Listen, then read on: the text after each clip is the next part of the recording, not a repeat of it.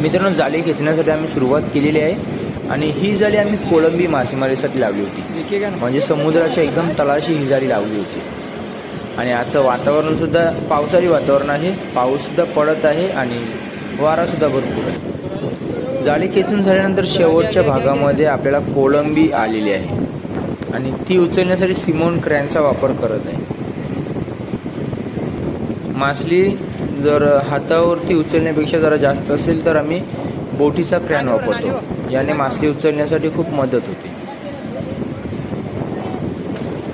मासली आता उचलून झाले आणि ती मासली आता आपण बोटीमध्ये पलटी करत आहोत.